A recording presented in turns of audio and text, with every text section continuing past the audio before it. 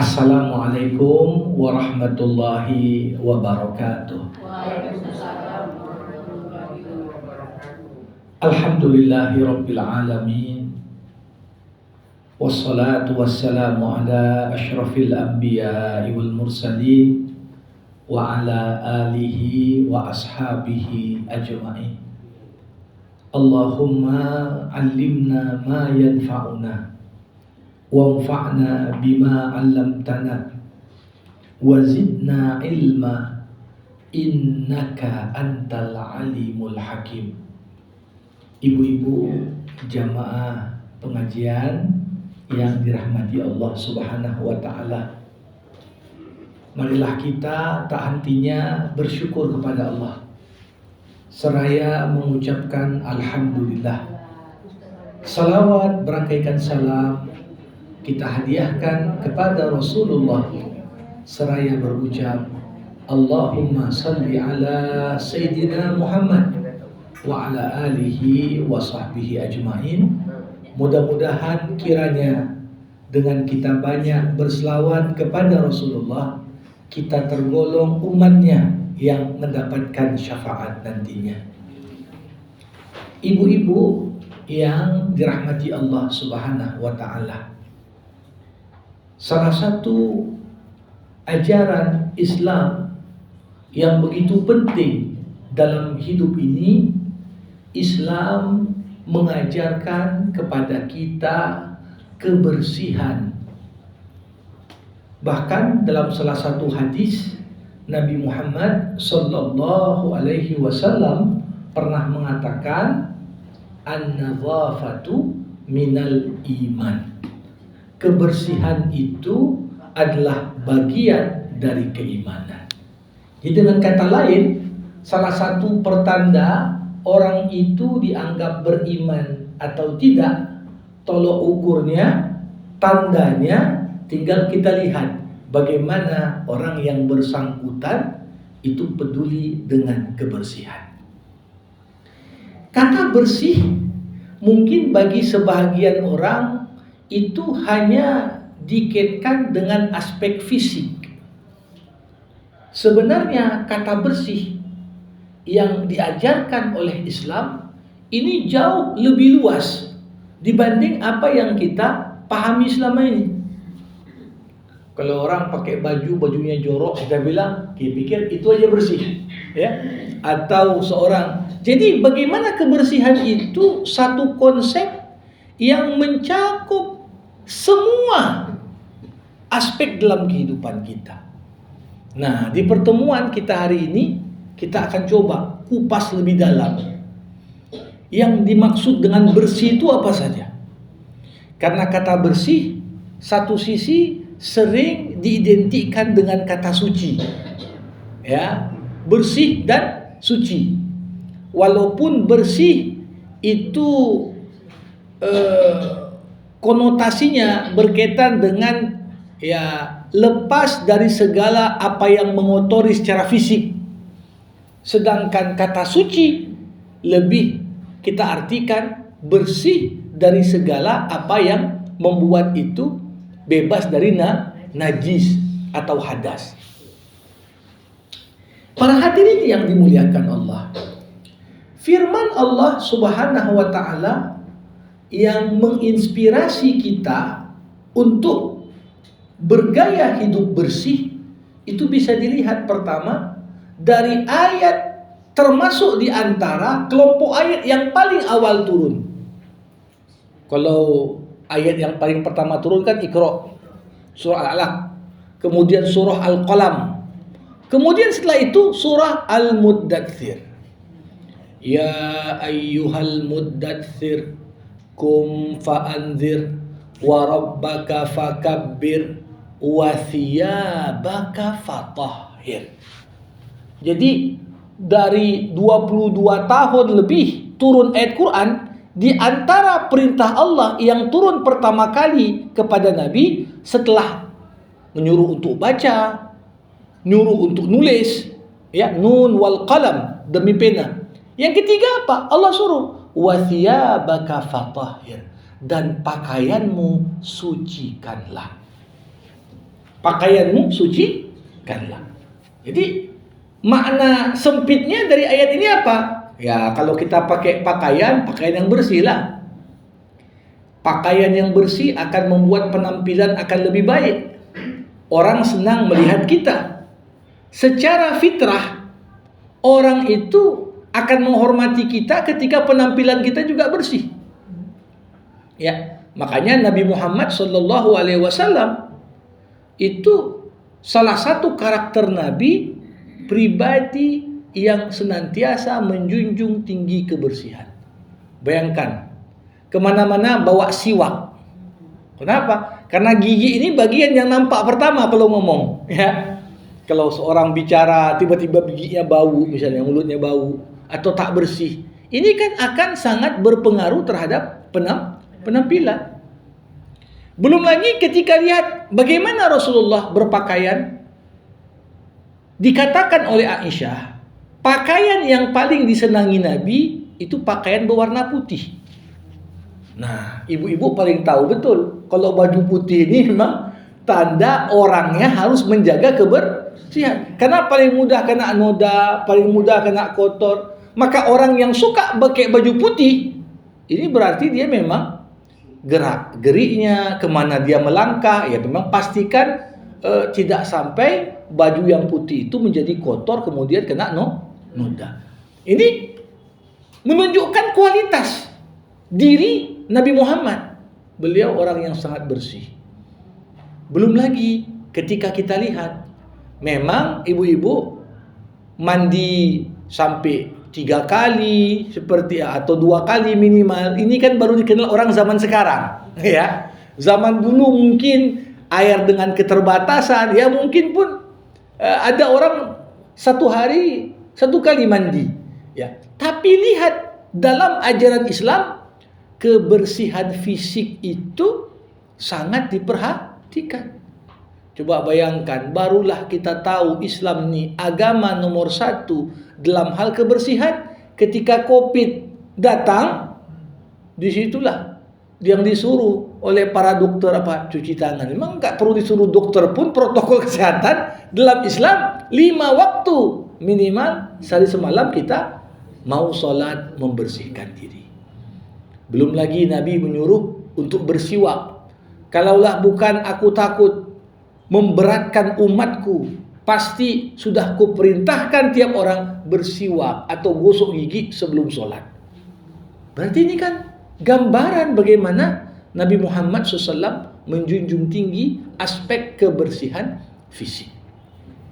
Belum lagi kita lihat Nabi Muhammad SAW minta pada para sahabat bukan hanya kebersihan diri, tapi juga kebersihan rumah dan pekarangan rumah. Pernah Nabi lewat rumah seorang sahabat, nampak agak kotor sampah di situ. Apa kata Nabi? Bersihkanlah pekaranganmu, jangan kau buat rumahmu seperti rumah orang Yahudi. Jadi di zaman dulu yang terkenal jorok orang Yahudi, buang sampah sembarangan depan rumah, sehingga siapapun yang datang ke Madinah langsung tahu nih, ini rumah orang Islam, ini rumah orang Yahudi. Dari pekarangannya sudah nampak. Nah, yang sangat kita sayangkan sekarang terbalik pula.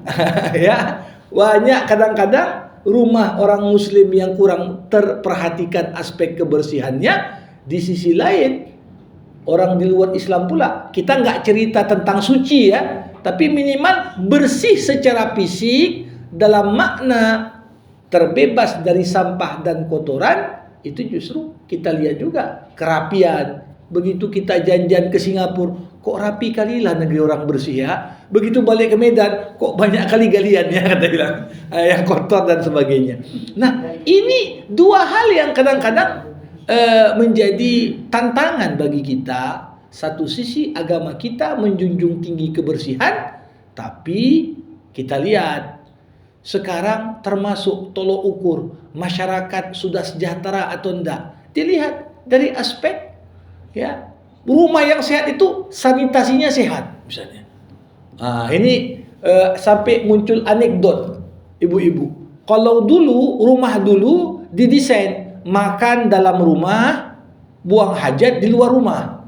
Nah, karena kamar mandinya buat di luar. Sekarang orang makannya di luar rumah, artinya makan di kafe, buang hajatnya di dalam rumah. Nah, yang sayangnya kadang-kadang tak kita perhatikan aspek kebersihan ini.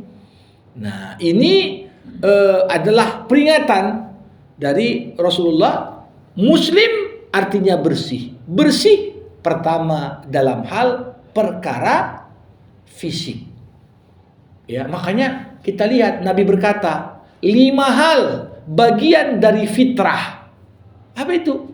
Pertama, kalau laki-laki disuruh potong kumis, disuruh potong kuku, disuruh potong bulu kemaluan. Ya, ini bagian dari disuruh cabut bulu ketek. Ini semua bagian dari kebersihan.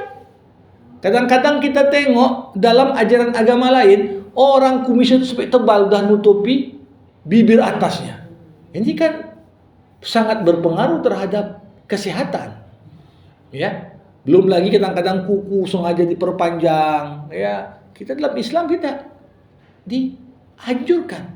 Bahkan dalam hal bulu-bulu yang nggak nampak orang pun tetap ada periode waktu disuruh. Siapa yang melihat ketek kita? Tapi disuruh bersihkan. Bulu kemaluanmu bersihkan. Karena apa? Ketika seorang itu bersuci, menjaga kebersihan, dikatakan di dalam Al-Quran, Innallaha yuhibbut tawwabin wa yuhibbul mutatahhirin. Allah suka orang-orang yang bertaubat, sebagaimana Allah suka orang yang mensucikan diri dan orang yang menjaga kebersihan. Mutatahhir bisa artinya orang yang berwudu, bisa artinya orang yang mandi besar untuk bersuci, bisa juga diartikan yang selalu jaga kebersihan dari sisi dia laksanakan apa yang menjadi tuntutan fitrah manusia. Ibu-ibu yang saya muliakan, ini yang pertama, bersih dari sisi fisik. Yang kedua, dalam Islam kita disuruh juga bersih dari sisi ucapan dan perkataan. Ini makna yang lebih tinggi lagi. Kadang-kadang bersih fisik tak menjamin mulutnya pun bersih. Ada orang tampilannya seperti orang terhormat, tapi begitu kita dengar ucapannya langsung nampak tak terhormat. Kadang-kadang pakai dasi, pakai jas, ini mantam orang parlente kali gayanya. Tapi begitu ngomong, semua isi kebun binatang keluar dari mulutnya. Berarti ini kebersihan fisik tidak dibarengi dengan kebersihan lisan. Lidah kita ini pun perlu bersih. Bagaimana dalam Islam bersihnya lisan? Lisan ini adalah cerminan hati, ibu-ibu. Jadi kalau orang cakapnya kotor, itu tanda hatinya kotor. Karena lidah itu tak bertulang katanya. Lidah itu ketika terbiasa mengucapkan kata-kata yang baik, itu juga cerminan apa yang sebenarnya ada dalam hatinya. Makanya dikatakan, walaupun kita tak bisa tahu isi hati orang, tapi kita bisa menilai orang dari ucapannya. Ya, nggak nampak sombong itu, tapi sombong itu terlihat dari ucapan.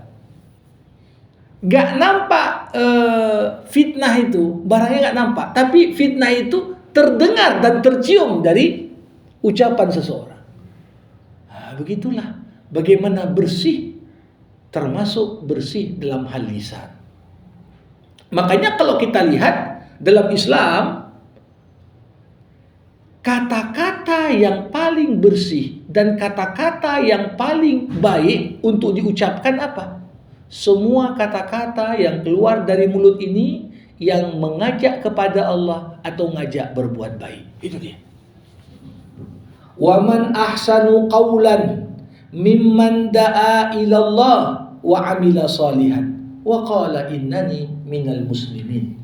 Siapa yang lebih baik perkataannya, kata Allah, melebihi orang yang ketika berucap dia ajak orang untuk makin dekat sama Allah. Ngomong, ayo ikut ngaji yuk, ada hari Jumat. Ayo kita silaturahim yuk, si fulan ku dengar sakit. Ketika apa di masjid, ayo kita doakan yuk kawan kita ini udah lama dia gak berhadir. Jadi ketika kita mau nilai perkataan yang bersih itu apa? Pertama, perkataan yang selalu mengajak kita kepada Allah atau ngajak kita berbuat baik. Itulah kata-kata yang bersih. Dan tentunya kata-kata yang bersih, lisan yang bersih adalah lisan yang lepas dari segala bentuk maksiat lidah. Ibu-ibu yang dimuliakan Allah, ketika Imam Abu Hamid Al-Ghazali dalam bukunya yang terkenal Ihya Ulumuddin cerita tentang maksiat anggota tubuh, Imam Ghazali mengatakan semua anggota tubuh manusia punya pokok-pokok dosa. Tapi dari semua anggota tubuh manusia, yang paling banyak pokok dosanya adalah lidah, katanya. Lidah ini walaupun kecil, tak bertulang lagi, tapi inilah ya sumber utama dari banyak dosa. Bahkan dikatakan oleh Nabi, tergelincirnya kaki lebih ringan dari tergelincirnya lidah.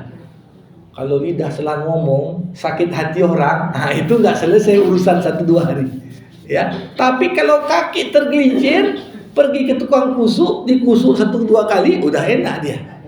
Ya, itulah bagaimana lidah kita ini perlu dijaga kebersihannya. Dalam makna apa? Bukan fisiknya.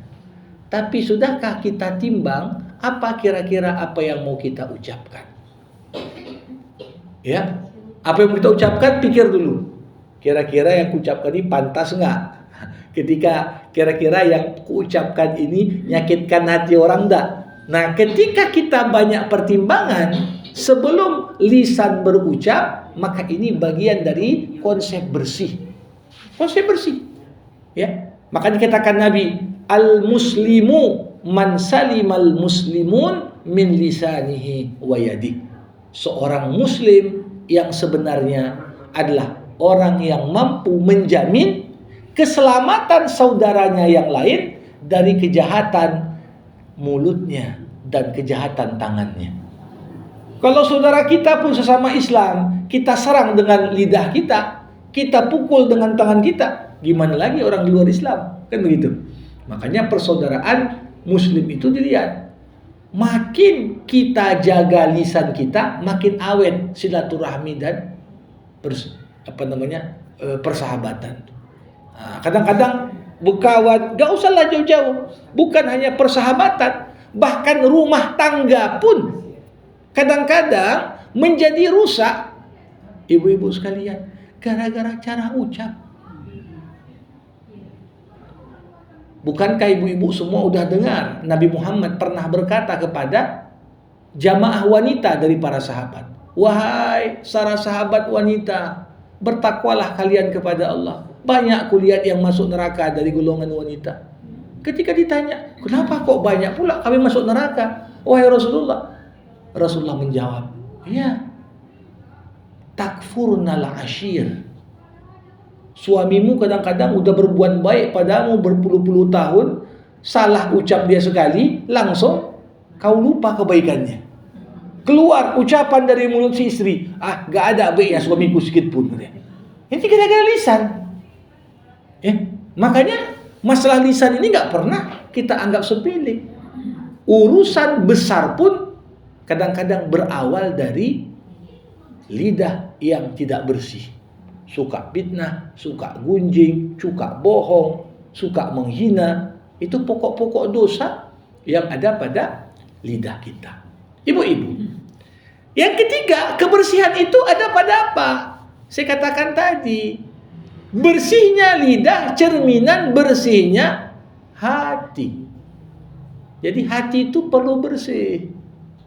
Hati itu perlu bersih. Hati yang bersih akan membawa kita pada pikiran yang bersih. Makanya kebersihan berikutnya setelah bersih fisik, bersih lidah, bersih pikiran, dan bersih hati. Kita cerita dulu bersih pikiran. Gimana pikiran yang bersih? Pikiran yang bersih adalah pikiran yang jauh dari banyak berprasangka buruk kepada yang lain. Ada orang bawaannya curigaan aja. Rupanya kerjanya bagian apa pula, auditor. Jadi si curiga aja sama orang, ya. Atau pas pula dia bagian investigator di bagian polisi pula. Si investigasi orang aja, curiga aja. Tapi dalam Islam, pada dasarnya hubungan antar sesama muslim harus dibangun oleh dasar saling percaya. Maka kedepankanlah dalam kondisi normal prasangka baik kepada saudaramu. Itu bagian dari bersih pikiran. Ya, kadang-kadang kita ini gimana fisik kita tergantung pikiran kita, ibu-ibu. Banyak penyakit nih, asam lambung gara-gara pikirannya si buruk aja. Si pikirannya yang negatif-negatif aja. Akhirnya apa? Nih asam lambung. Sakit mah. Banyak penyakit-penyakit lain. Kenapa? Berawal dari pikiran. Tapi coba bayangkan, disinilah pentingnya kita menumbuh kembangkan percaya dan yakin Allah itu nggak akan tinggalkan kita begitu saja. Dalam kondisi paling buruk pun mungkin kita hadapi. Ya Allah, aku dah berdoa, belum kau ijabah doaku. Gimana ya Allah, masalah ini dah menghantuiku, dah berapa lama enggak jalan keluar. Tetap pikiran yang bersih diawali pertama berbaik sangka kepada Allah. Kuncinya apa? Apapun yang Allah izinkan terjadi, ibu-ibu, yakinlah walaupun kita tak paham apa maksudnya, tak mungkin Allah mencelakakan hambanya. Tak mungkin. Bahkan bisa saya katakan dengan penuh keyakinan, banyak masalah sebenarnya masalahnya nggak besar, tapi cara kita mikiri masalah itu yang membuat yang kecil jadi besar. Cara kita mikirnya. Ada orang ada masalah sebesar apapun masih sempat senyum lagi dia. Kok bisa? Ya udah, yakin aja dia. Tapi ada orang masalah kecil pun seakan-akan itulah kiamat yang tiba, nggak ada jalan keluar. Nah, pikiran. Makanya dikatakan dalam sebuah hadis qudsi, Ana inda dhanni abdi bi. Aku akan berikan pada hambaku sebagaimana prasangka hambaku kepadaku. Allah kasih untuk kita sesuai dengan apa yang kita sangkakan. Kalau kita mikirnya nggak ada selesainya ini, ya nggak selesai. Karena itu yang kita prasangka dari Allah. Tapi walaupun kita katakan, aku nggak ngerti ya Allah cara menyelesaikannya, tapi kuserahkan padamu ya Allah. Kaulah sebaik-baiknya yang memberikan petunjuk. Berawal dari pikiran yang positif, berawal dari pikiran yang bersih, berserah diri kepada Allah, akhirnya masalah-masalah yang dihadapi pun ya pelan tapi pasti satu persatu akhirnya selesai. Ini penting sekali pikiran yang bersih. Pikiran yang bersih pertama berawal dari Allah. Bersih. Dan jangan hanya kita berprasangka baik kepada Allah dalam bentuk ketetapan Allah. Takdir Allah, baik atau buruk, itu tetap adalah prasangka baik. Tapi perlu juga prasangka baik kepada Allah dalam menjalankan perintah dan meninggalkan larangannya. Sholat, capek kali sholat nih misalnya. Tapi kalau kita bawa, walaupun aku belum petik lah manfaat sholat, tapi aku kerjakan aja karena yakin Allah nggak memerintahkan sesuatu kecuali pasti baik. Kerjakan, insya Allah kita akan rasakan itu dampaknya. Wa aqimis shalah, dirikanlah sholat. Inna sholata tanha anil fahsya'i wal munkar. Sholat itu ketika sudah rutin kita kerjakan, sholat udah jadi benteng dan perisai bagi diri kita. Lama-lama karena sholatlah kita nggak kerjai lagi menggunjing, karena sholatlah kita nggak jadi korupsi, karena sholatlah kita nggak jadi memfitnah orang. Karena sholatlah kita tinggalkan semua perbuatan buruk. Ini dia. Tapi harus terbentuk dulu. Bagaimana sholat itu menjadi bagian tak terpisahkan dari diri kita. Ini yang pertama. Yang kedua, berbaik sangka kepada siapa ibu-ibu? Berbaik sangka kepada sesama. Selama tidak ada tanda-tanda orang itu pernah mengkhianati kita, maka dahulukan prasangka baik. Kecuali ya memang kita pernah kena korban, atau kita dengar dari orang yang kita percaya, hati-hati kau masih bulan, aku pernah korban sama dia. Nah, di sini penting kita membangun kewaspadaan. Bukan artinya langsung buruk sangka, tetap baik sangka, tapi disertai kewaspadaan. Kenapa? Orang yang pandai bukan orang yang sekedar belajar dari pengalaman dirinya, tapi orang yang lebih pandai yang belajar dari pengalaman orang lain. Orang lain cerita, kenal sama kakak Fulan, kenal. Aduh, dia udah berutang gak bayar-bayar tuh. Rupanya datang pula besok, bisa ngutang aku sama kau katanya. Dengar dia ingat, oh kakak itu udah bilang.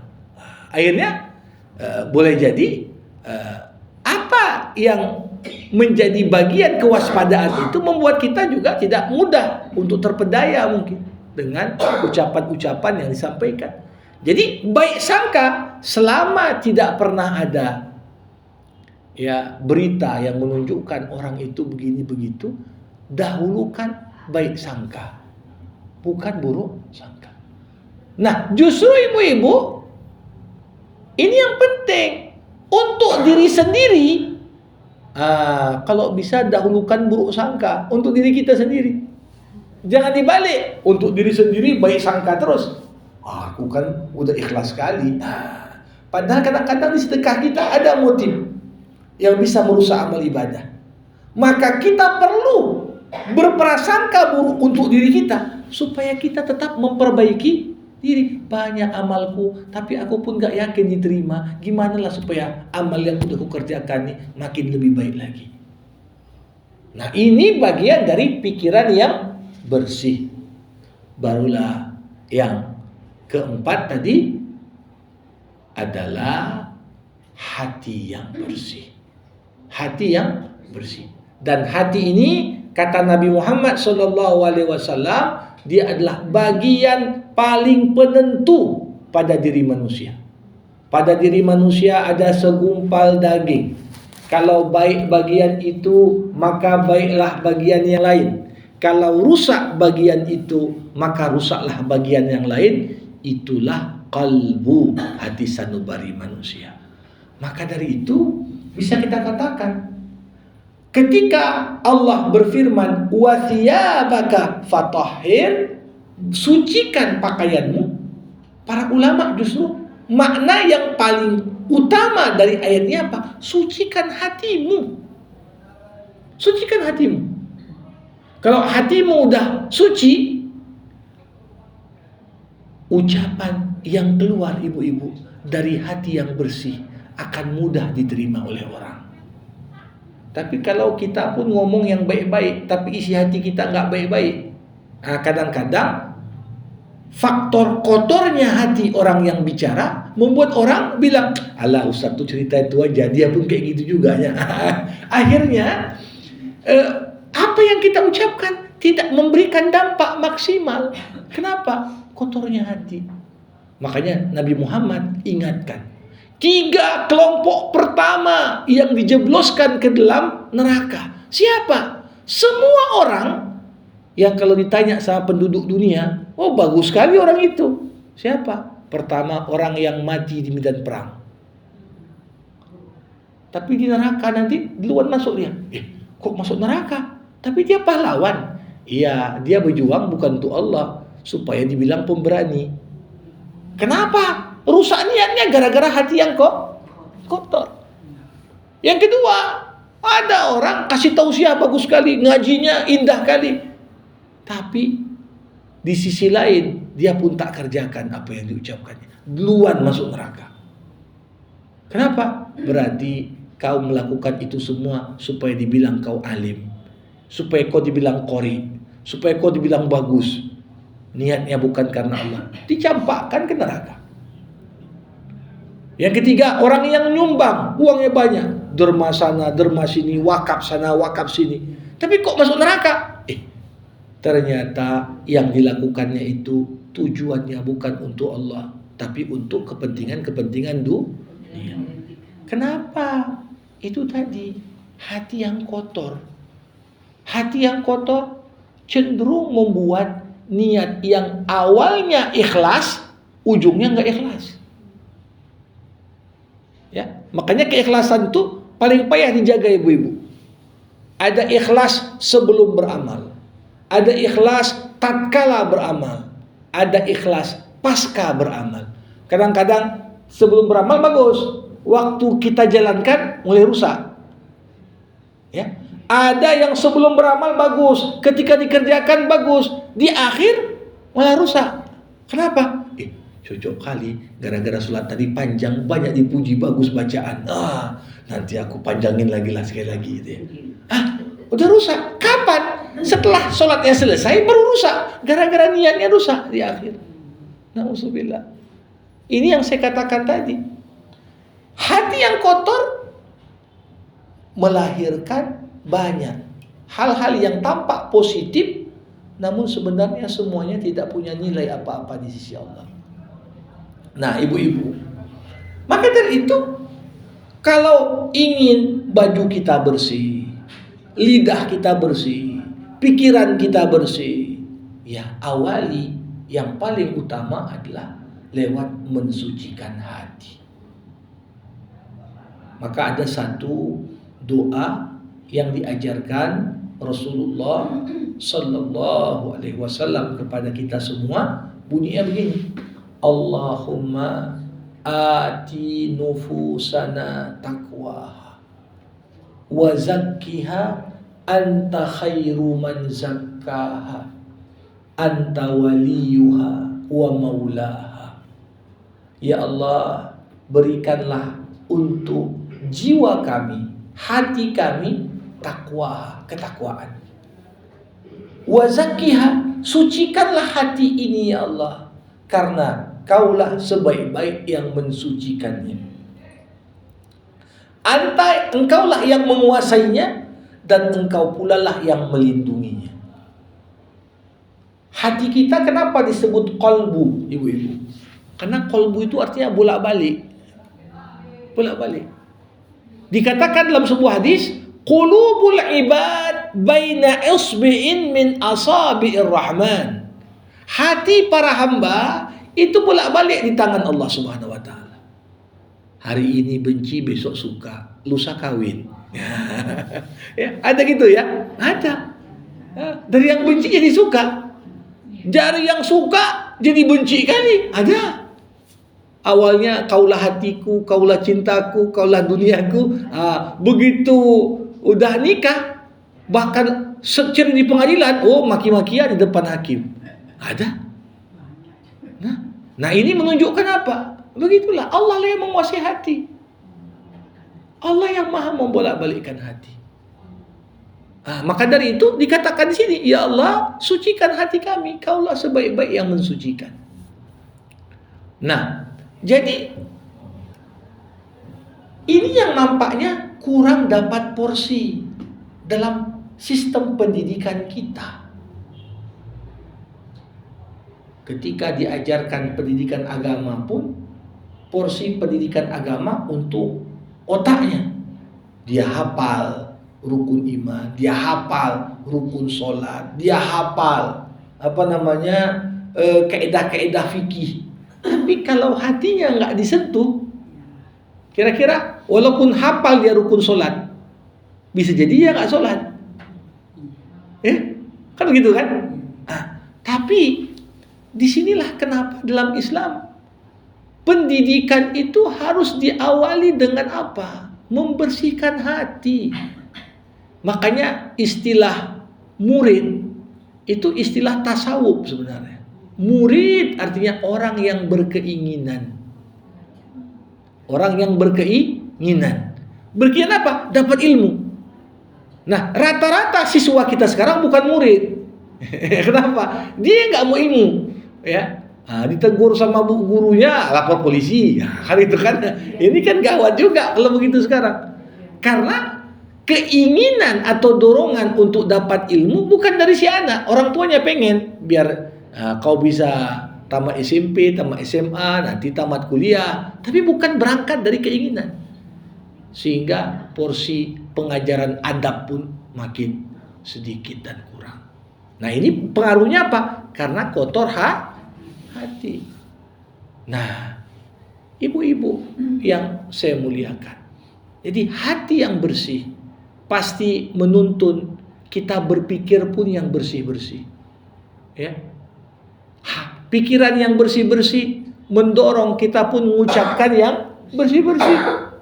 Kalau ucapannya pun udah bersih-bersih, pasti tampilan luar kita juga bersih.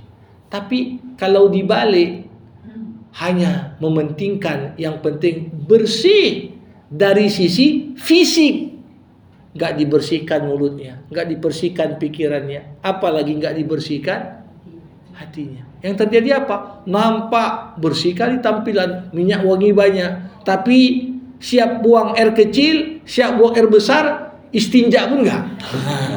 Inilah yang terjadi. Nampak bersih di luar, tapi kita tengok, ya Allah, joroknya lah ini.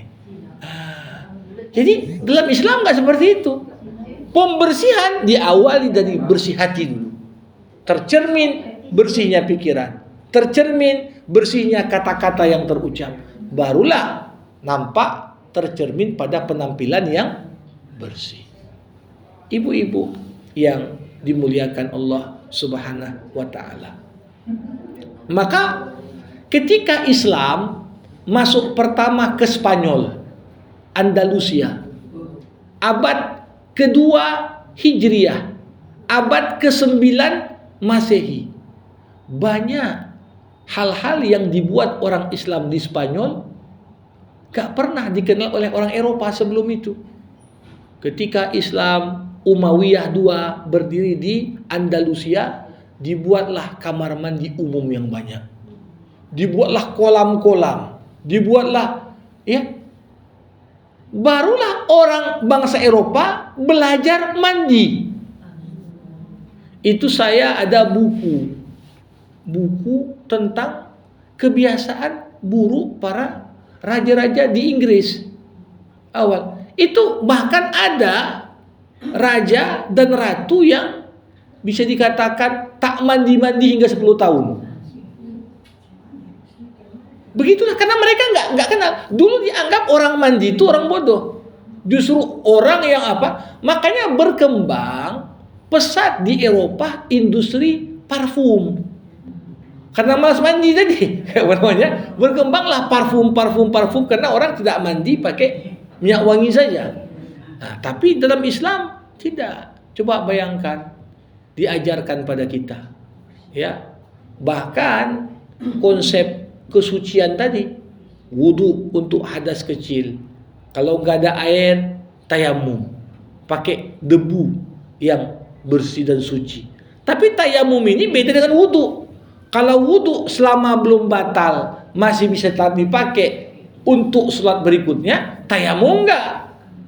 Ini kita bertayamum sholat zuhur, udah masuk asar belum ada air, harus ulang tayamum lagi. Jangan kita bilang kan tayamum tadi belum batal, nggak bisa. Karena sifat dari pengganti tidak sama dengan yang digantikan. Nah, sifat wudhu dia selama belum ada yang membatalkannya boleh lanjut. Tapi tayamum enggak, hanya untuk satu ibadah. Nah, jadi ini kita lihat, ya. Bahkan ini yang mendorong tumbuhnya kamar mandi umum di Eropa, ya, karena memfasilitasi umat Islam yang mau wudu, mau mandi, ya. Dan ini satu hal yang sangat luar biasa. Nah, kebersihan ini juga selain pada 4 aspek yang tadi sudah saya sampaikan, bersih itu memang punya keterkaitan dengan keimanan. Hati yang bersih akan melahirkan sensitivitas sosial yang tinggi. Ibu-ibu, kalau hati kita bersih, nampak orang susah, cepat kita terpengaruh. Tapi kalau hati kita itu kotor, nampak orang ya tergeletak begitu, nggak peduli kita. Masa bodoh. Bukan urusanku kok itu, bukan urusanku kok itu. Nah, jadi inilah kekuatan Islam sebenarnya. Karena Islam ini menyentuh hati. Menyentuh hati. Coba bayangkan sampai dikatakan ara'aital ladzi yukadzibu biddin. Tahu enggak kau siapa yang mendustakan agama? Kenapa? Dianggap orang yang enggak peduli sama anak yatim, tak kasih makan orang miskin, walaupun sholat dipastikan sholatnya itu ria itu. Kenapa? Karena ketika dia tak peduli, menunjukkan hatinya itu kotor. Maka bagaimana kita berharap lahir sholat yang bagus dari orang yang hatinya tidak bersih? Nah, ini yang sering sekali kita abaikan. Makanya disinilah perlu aspek gimana kita sentuh hati anak-anak kita. Zaman sekarang kalau komunikasi orang tua, ibu, ayah, nenek, kakek dengan cucu nggak dekat, ya mungkin dia lebih terbuka sama orang di Korea sana, di Jepang sana, diceritakan semua rahasianya, tapi sama keluarganya pun nggak mau disampaikan. Dan itulah yang sering sekali dimanfaatkan untuk akhirnya mencelakakan ya keluarga-keluarga kita yang tercinta. Nah, ini sekali lagi, sucinya hati pangkal dari bersihnya pikiran, bersihnya ucapan, bahkan bersihnya tampilan kita dalam kehidupan kita sehari-hari. Ya, mudah-mudahan Allah Subhanahu wa taala karuniakan pada kita hati yang bersih. Karena dikatakan yauma la yanfa'u malun wala banun illa man atallah biqalbin salim. Hari kiamat kelak tidak ada manfaat harta banyak, anak banyak. Satu-satunya yang betul-betul bisa jadi tumpuan harapan kita ketika kita kembali kepada Allah dengan hati yang bersih. Gak ada dendam, gak ada iri, gak ada dengki, gak ada sombong, gak ada ya hal-hal yang membuat kita akhirnya gak berpikir bersih, tidak berucap bersih, apalagi sampai berpenampilan bersih. Demikian pengantar yang dapat saya sampaikan untuk jumpa kita di sore hari ini. Saya berikan kesempatan pada ibu-ibu sekalian yang mau bertanya, berkomentar sebelum nanti kita tutup dengan doa. Dipersilakan. Ustaz, Ya, silakan Ibu. ini saya kayaknya agak teknis Ustaz. Iya. Tadi lisan yang terbaik adalah kata-kata yang keluar dari satu mengajak seorang untuk berbuat kebaikan. Yang kedua dan ketiga saya ketinggalan. Mengajak orang untuk kepada Allah. Itu yang pertama. Yang kedua mengajak orang berbuat kebaikan. Nah, itu dia. Ketiga, Tidak dua aja. Ya. asisten. Ya, Ibu.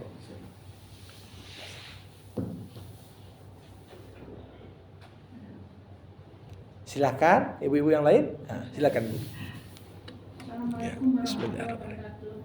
Waalaikumsalam warahmatullahi wabarakatuh. Bismillah. Saya punya teman Ustaz, waktu masih muda dia sudah memakai jilbab. Kemudian married dan punya anak satu, bubar. Terus tidak pakai jilbab lagi. Allah. Jadinya apakah hatinya mau dibalik cepat Ustaz? Nah, setahunnya juga lah ya sudah katanya. Tapi buka-buka juga jadi Ya. Ibu-ibu yang dimuliakan Allah, ketika seorang di masa muda justru terbimbing, tutup aurat. Ini pasti pertama peran orang tua besar di situ. Karena orang tua adalah teladan yang kasih contoh. Apa yang dibuat anak juga tidak jarang itu juga instruksi dari orang tua. Tapi yang perlu untuk kita pahami, tugas orang tua itu bukan hanya nyuruh, tapi yang lebih penting adalah menyadarkan. Orang yang pakai jilbab karena merasa terpaksa disuruh, kejadian tertentu bisa saja membuat dia berbalik. Tapi orang yang pakai jilbab berangkat dari sadar, walaupun memang disuruh orang tuanya, tapi orang tua nyampaikan, ini kehormatanmu ini. Ya. Gak ada lagi pun mak, tetap kau jaga pakai ini. Karena ini bukan untuk mak, untukmu. Beda dengan orang, kau pakai ini, nanti malu mak kau gak pakai katanya. Berarti dia disuruh pakai untuk maknya, kan begitu. Nah, sehingga yang terjadi dikatakan tadi, dapatlah pasangan hidup, dapat anak. Tapi yang terjadi kemudian bercerai, dan boleh jadi yang menyambut dia setelah perceraian itu justru lingkungan yang kurang baik. Ya, mungkin kawan-kawannya tak berjilbab, atau bilang ngapainlah kau berjilbab, udah menjanda ini bagus kau buka aja katanya. Nah, jadi makin banyak juga orang kadang-kadang ketika diuji, setan yang datang itu membisikkan yang buruk makin banyak. Apakah ada kaitan dengan hati? Ya pasti ada. Hati yang makanya saya katakan tadi, hati ini punya kaitan dengan pikiran dan dengan ucapan. Karena apa yang kita ucap ini kan lewat ke otak dulu. Apa yang mau kupikir, mau kuucapkan dulu ya. Nah, pikiran punya kita dengan hati. Nah, tindakan kita semuanya dipengaruhi oleh pikiran kita. Mau lepas jilbab, mau pakai jilbab, itu pikiran kita. Boleh jadi karena mungkin di awal dia pakai jilbab, tapi tidak berangkat dari atas dasar kesadaran pentingnya jilbab. Dia merasa, jilbab ini nggak betul, aku pakai jilbab dapat suami yang nggak betul juga, bagus usah pakai jilbab sekalian. Kadang-kadang mungkin kayak itu pikiran-pikiran yang dibisikkan oleh setan, hingga ketika terjadi perceraian, yang disalahkannya pertama apa? Agama. Dia nggak nengok pada dirinya, udah aku jalankan agama atau enggak? Tapi dia nggak, sama aja ya pakai jilbab pun dapat suami kayak gitu. Sehingga pada akhirnya bentuk pemberontakan dia terhadap agama dilanggarnya semua, walaupun itu sudah ditanamkan sejak kecil oleh orang tuanya. Nah, ini makanya disinilah pentingnya kita selalu berdoa itu, husnul khatimah itu. Ya, idealnya kalau mudanya baik, tuanya baik. Ada yang mudanya nggak baik, tapi dapat hidayah di akhir hidupnya baik. Tapi ada juga orang di awal baik karena faktor lingkungan, salah asuhan, pergaulan, ujungnya apa? Jadi tak baik di akhirnya. Nauzubillah. Nah, demikian komentar saya. Jadi Ustaz ngajarnya bagaimana caranya Ustaz untuk kembali? Ya, pertama, kalau langsung jumpa kita langsung suruh kau pakai jilbab, pasti nggak mau dia jumpa lagi. Ya, pastikan kita ini jadi bagian lingkungan baru yang membuat dia nyaman. Boleh jadi kalau ada lingkungan lain yang orang tak berjilbab lebih nyaman dia di situ, mendekat pun kita, dia akan takut, khawatir ditinggal lingkungan baru yang nyaman untuknya tadi. Pastikan kita mendekat bagaimana supaya kita lah yang bisa mempengaruhi dia kemudian hari. Baru mulai kita. Ya, pertama mungkin pun dengan itu, apakah masih sholat, nggak sholat. Yang jelas, kita dampingi dia. Dengan tiap hari aja tengok kita berjilbab, lambat laun, panggilan fitrahnya mendorong dia untuk berjilbab lagi. Karena ini yang sesuai dengan fitrahnya seorang wanita. Tapi kalau dia merasa interaksi dengan kita membuat dia jauh dari lingkungan nyamannya, karena dia masih merasa kawan dekat-dekatku nggak pakai jilbab semua, kalau aku pakai jilbab nanti malah dijauhi atau ditinggalkan. Sehingga dia nggak siap untuk itu, walaupun kita ceramahi. Jadi pertama, jadi orang yang dekat dengan dia untuk mewarnai dia. Sehingga dia merasa kau nggak sendirian, aku bersamamu, aku peduli dengan engkau. Termasuklah aku ajak kau untuk kebaikan. Itu dia. Terima kasih. Silakan. Ya. Kayak waktu mahasiswa dulu ada pengkaderan haji, Iya. ada instruktur kami yang betul-betul warak, Iya. perempuan, pakai jilbab macam orangnya hitam. Kemudian dia pergi ke Australia, kabarnya di sana sudah buka dan kawin dengan orang Kristen. Apa itu kira-kira? Sampai dia begitu. Ya. Kembali lagi Ibu, saya katakan agama ini akan kokoh kalau kita jalankan berangkat dari keyakinan, bukan sekedar ikut-ikutan. Nah, ada istilah dalam ilmu filsafat namanya al-aqlul jam'i, intelektual publik. Jadi ada di alam bawah sadar kita semua ini pengen ikut dengan kondisi kelompok mayoritas di mana kita berada. Misalnya tadi pas ikut pengkaderan HMI, itu pula konco-konco dia. Karena semuanya pakai jilbab, dia pun gak enak kalau gak pakai jilbab.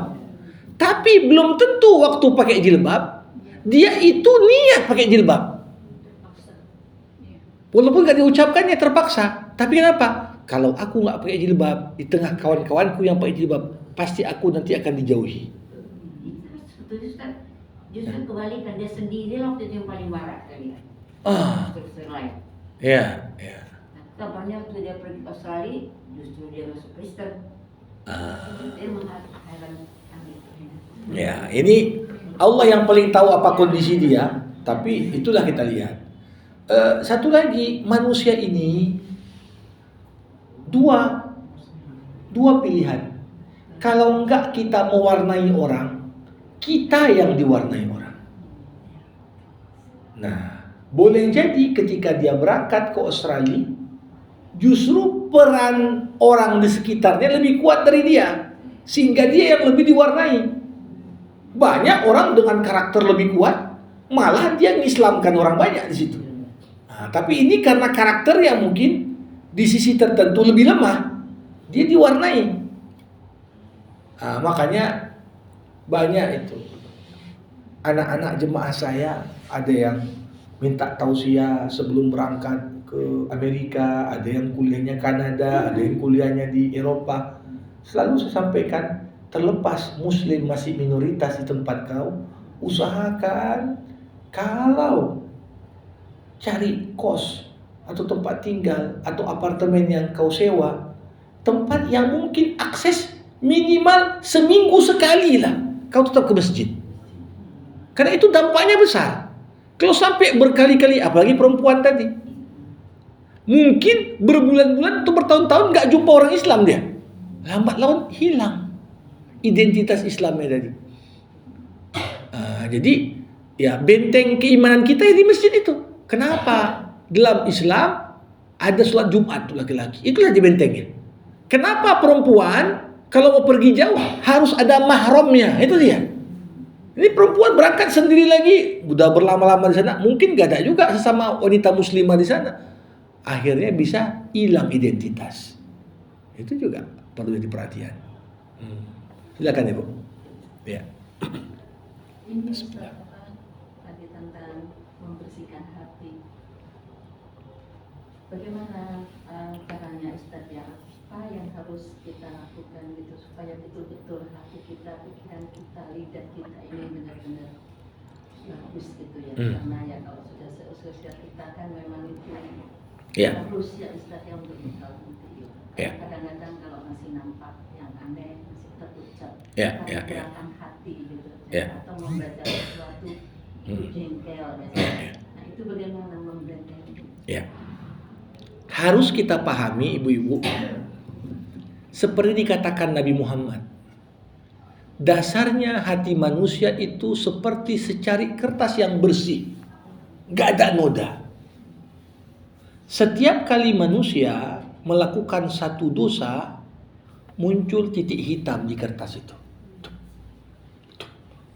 Artinya kalau mau bersihkan hati, maka cara pertama kontrol dirimu dari berbuat maksiat. Itu kunci pertama. Dan itu bagian tantangan terbesar. Karena maksiat itu bisa menimbulkan adiktif, ketagihan. Orang yang bohong sekali, ketagihan bohong 2 kali, ketagihan bohong 3 kali. Orang yang berjudi itu nggak mudah tinggalkannya, adiktif, ketagihan dia. Orang yang narkoba, ketagihan dia. Orang yang mencuri, ketagihan dia. Orang kadang-kadang kalau orang udah bisa mencuri, tengok kaya dia, tapi karena mentalnya sudah ketagihan mencuri, tetap mencuri dia. Karena maksiat itu sifatnya adiktif, melahirkan kemaksiatan berikutnya. Itu yang pertama. Setelah kita coba stop nokta hitam tadi supaya nggak bertambah lagi, bagian kedua, perlu nutrisi hati. Nutrisi hati apa? Ya, sholat, zikir, baca Quran. Nah, dengan banyaknya noktah tadi, hati kan melemah. Kita perlu kuatkan balik hati pada kekuatan sebenarnya. Diperkuatlah dengan sholat malam, zikir, puasa, ya, baca Quran.